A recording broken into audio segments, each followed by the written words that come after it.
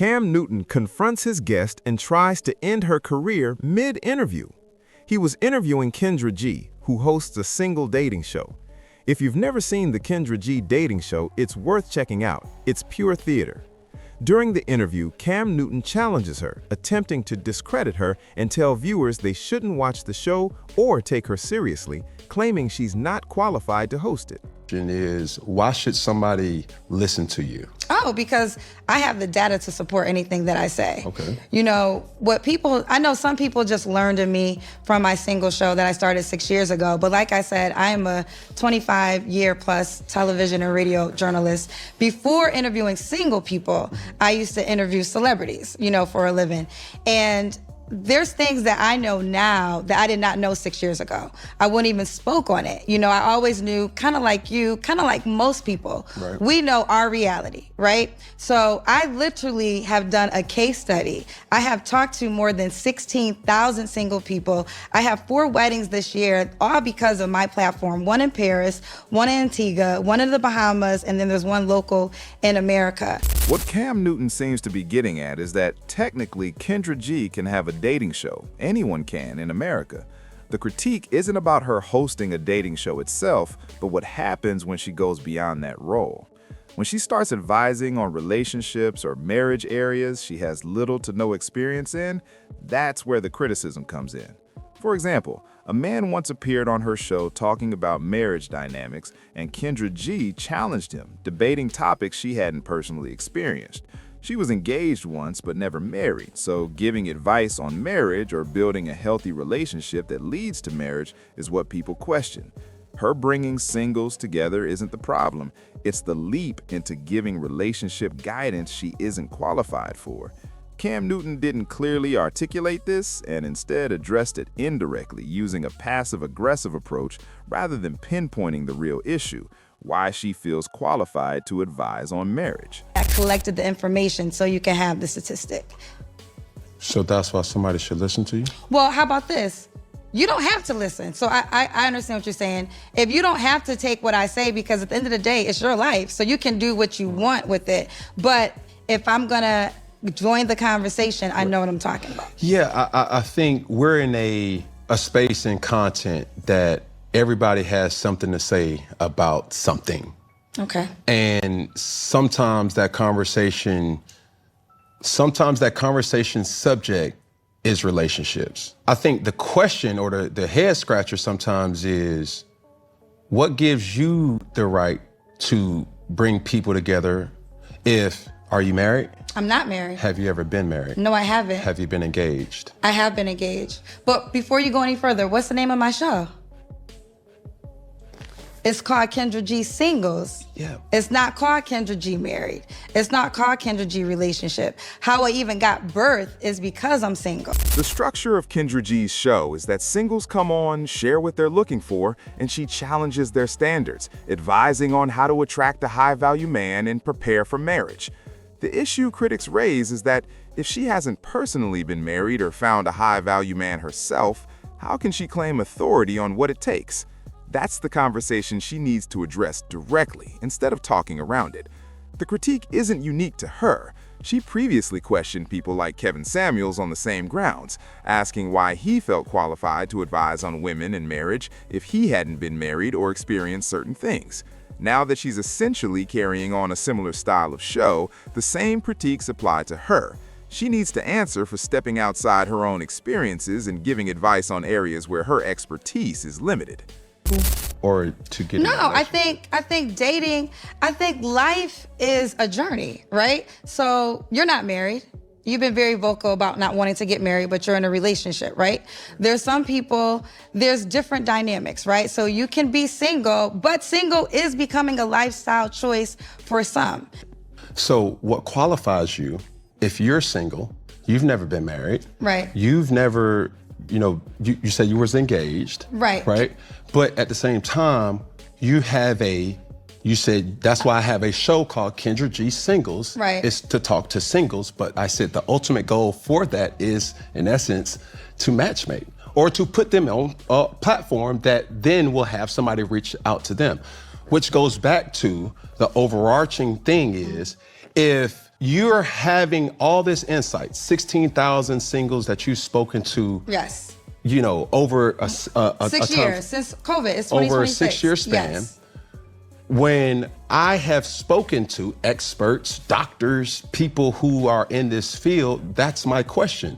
Are we talking about experience that you've actually been through, or is this something that you've observed and said, hey, I talked to this person is married, so I can gain all the information from that married couple, from this divorced couple, from that divorced couple, and this gives me the right to talk about that. I may not have been married. I may not have been divorced. I may not have had a fiance, but I've talked to... Okay, can I jump in? Not to cut you off. What does being married have to do with hosting a single show?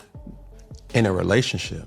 So I've been in relationships. I'm single right now, but what does that have to do with hosting a single show? It has nothing to do with it. Then why do we keep bringing up married and... No. Okay. The conversation... Yes. Question was asked, why should people...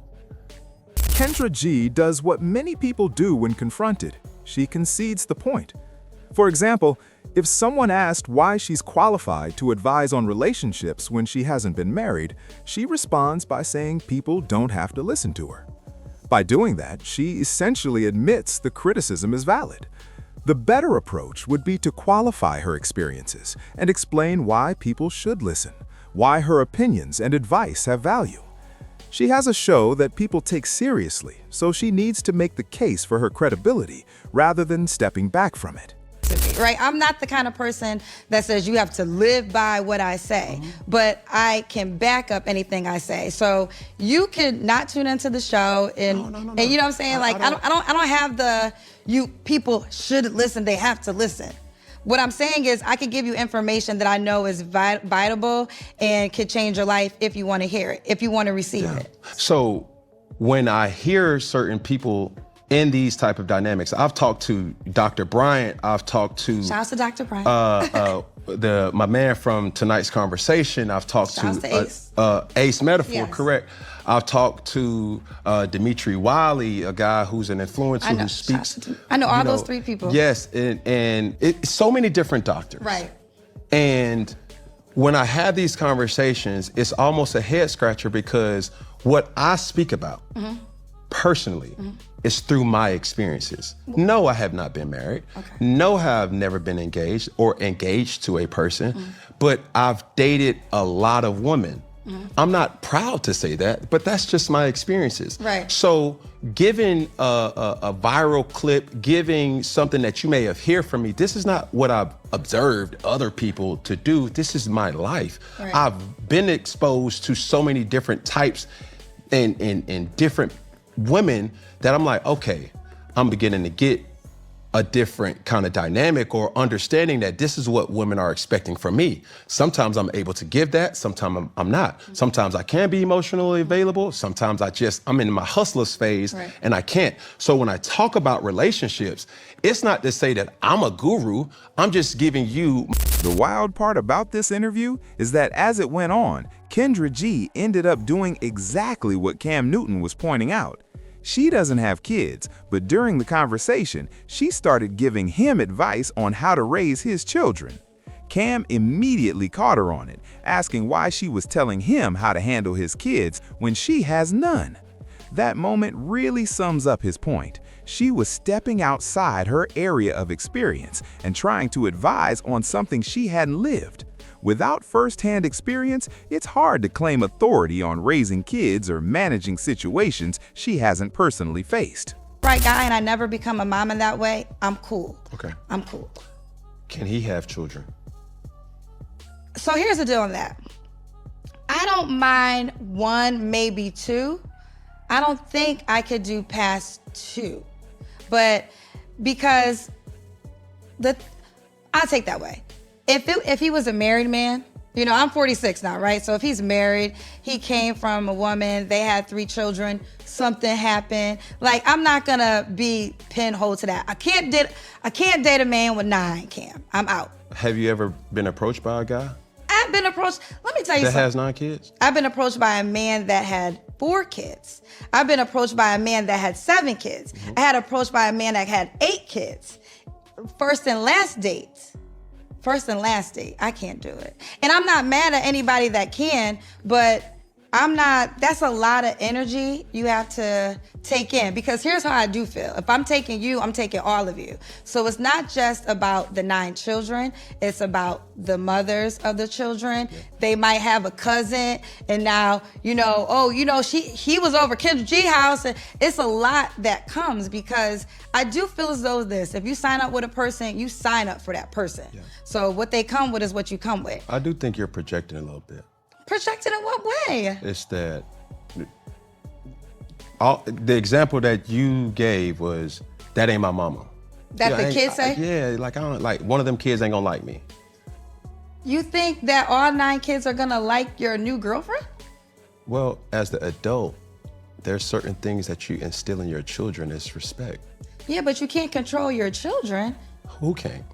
The children is a human. They have the right to be themselves. So under my house, you have to understand. So you think for them? Parents, yes, you have to. You can have respect. So this is what I feel as though is this. You can teach your children respect, right, but their emotions belong to them. Yeah, and this is why, this is going back to the first question.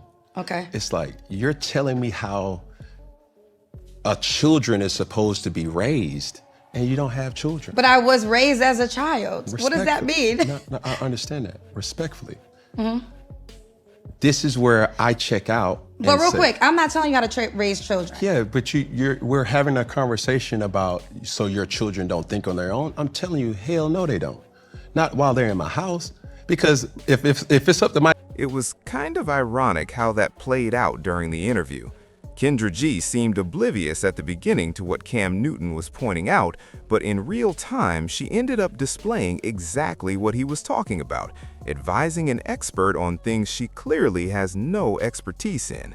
That's dangerous, obviously. Let me know what you think in the comments section.